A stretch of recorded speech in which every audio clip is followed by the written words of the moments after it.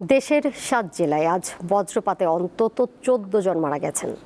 এর মধ্যে গাইবান্ধায় ৫ জন, ঠাকুরগাঁও, সিরাজগঞ্জ ও জামালপুরে ২ জন করে এবং পঞ্চগড়, বগুড়া ও নাটোরে প্রাণ গেছে ১ জনের। এছাড়া দেশের বিভিন্ন অঞ্চলে কালবৈশাখী ঝড়ে ঘরবাড়ি ও ফসলের ব্যাপক ক্ষতি হয়েছে। গাইবান্ধার সুন্দরগঞ্জ উপজেলার ধোপাডাঙ্গা ইউনিয়নে বজ্রপাতে এক শিশুসহ ৩ জন, সাঘাটা উপজেলায় ১ জন এবং ফুলছড়ি উপজেলায় ১ জনের মৃত্যু হয়েছে। সিরাজগঞ্জের তাড়াশ ও রায়গঞ্জে বজ্রপাতে মারা গেছে ২ জন। বিকেল ৫টার দিকে তাড়াশ উপজেলার বেত্রাসিন ও রায়গঞ্জ উপজেলার ধানগড়া ইউনিয়নের মল্লিকচান এলাকায় এই দুর্ঘটনা ঘটে। ঠাকুরগাঁয়ে বজ্রপাতে মৃত্যু হয়েছে ২ জনের। এছাড়া জেলায় টানা ২ দিনের কালবৈশাখী ঝড়ের তাণ্ডবে বিভিন্ন স্থানে গাছ উপড়ে ঘরবাড়ি ভেঙে গেছে এবং ফসলের ব্যাপক ক্ষয়ক্ষতি হয়েছে।